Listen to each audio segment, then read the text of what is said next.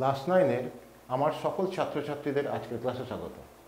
আজকে আমরা যে বিষয়টা নিয়ে আলোচনা করব সেটা হলো উদ্ভিদের রেচন পদার্থ। মজার কথা কি জানো, যে উদ্ভিদের ক্ষেত্রে যে পদার্থটি পরিত্যক্ত অর্থাৎ ক্ষতিকারক পদার্থ, সেটা আমাদের ক্ষেত্রে কিন্তু ভীষণই দরকারি এবং এর কিন্তু খুবই অর্থনৈতিক গুরুত্ব আছে। তাহলে চলো দেরি না করে শুরু করা যাক আজকের ক্লাস।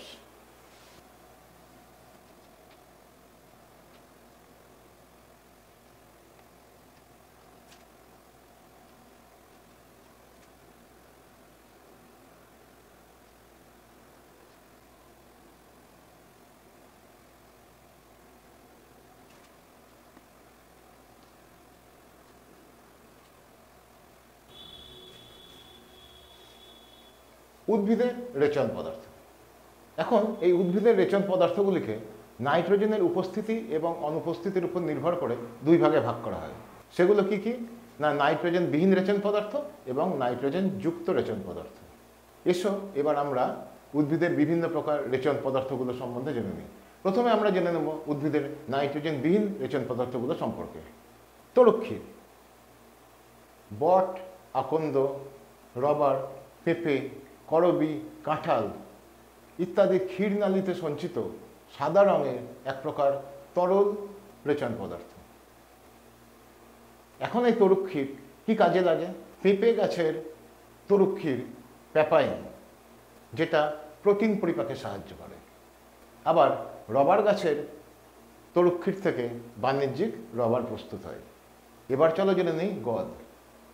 আমড়া, জিওল, বাবলা, সজিনা এই সমস্ত গাছের কাণ্ডে এটি পাওয়া যায়। কি কাজে লাগে না, গদ বই বাঁধাই শিল্পে, কালি অর্থাৎ ছাপার কালি এবং ঘর চুনকাম করতে এই গদের আঠা ব্যবহার করা হয়। এবার চলো জেনে নিই রজন। শাল গাছের ছালে, পাইন ও আফিম গাছের কাণ্ড ও পাতার রজনদালিতে এটি পাওয়া যায়। কি কাজে ব্যবহার হয় অর্থাৎ এর অর্থনৈতিক গুরুত্ব কি না, গদ রজন পুজো পার্বণে ধুনো হিসেবে ব্যবহার হয়। আবার গালা, যেটা একটা কঠিন রজন, এটি কাঠ পালিশ করতে ব্যবহার করা হয়। এগুলো দেখবে খুবই সোজা, কিন্তু পরীক্ষায় অনেক প্রশ্ন থাকে এবং প্রচুর নাম্বারও পাওয়া যায়। তাই মন দিয়ে ক্লাসটাকে কিন্তু দেখে যাও।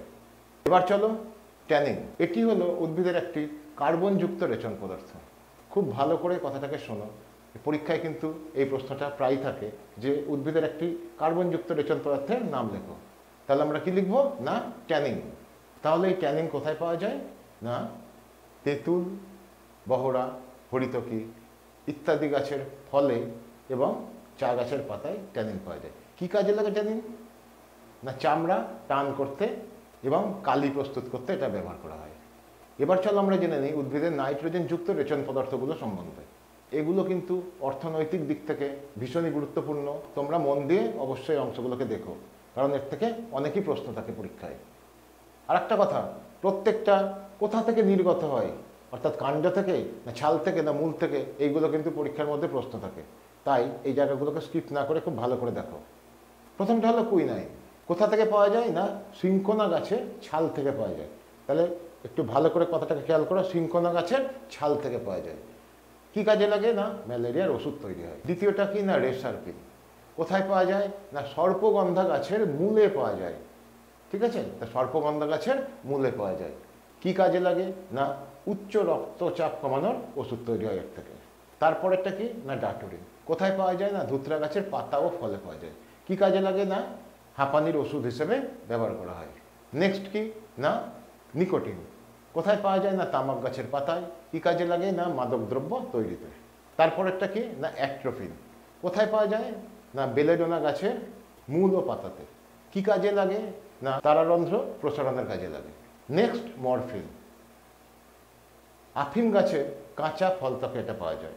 কি কাজে লাগে না, ব্যথা উপশমকারী ওষুধ হিসেবে ব্যবহার করা হয়। নেক্সট কি না, ক্যাফিন। কফি গাছের বীজে পাওয়া যায়, এটাও কিন্তু ওই ব্যথা বেদনা উপশমের কাজেই ব্যবহার করা হয়। Next thane. চা গাছের পাতাতে পাওয়া যায়, মানসিক অবসাদ ও ক্লান্তি দূর করে। এটাই ছিল আজকের ক্লাস, উদ্ভিদের রেচন পদার্থ। আজকে আমরা জানলাম উদ্ভিদের রেচন পদার্থ দুই প্রকারের হয়, নাইট্রোজেন বিহীন এবং নাইট্রোজেন যুক্ত। দু ধরনের রেচন পদার্থেরই কিন্তু ভীষণই অর্থনৈতিক গুরুত্ব আছে এবং এগুলি পরীক্ষাতে আসেই। তাই তোমরা মন দিয়ে ক্লাসটাকে দেখার পরে যেগুলো নোট করার অবশ্যই তোমরা নোট করে নিও। আজকের ক্লাস এই পর্যন্তই। ভিডিওটা যদি তোমাদের ভালো লেগে থাকে তবে অবশ্যই লাইক শেয়ার কমেন্ট করে দিও, আর যারা আমার চ্যানেলে নতুন তারা সাবস্ক্রাইব করে বেল আইকনটাকে প্রেস করে দিও। সবাই তোমরা ভালো থেকো, দেখা হবে আবার আগামী সপ্তাহে।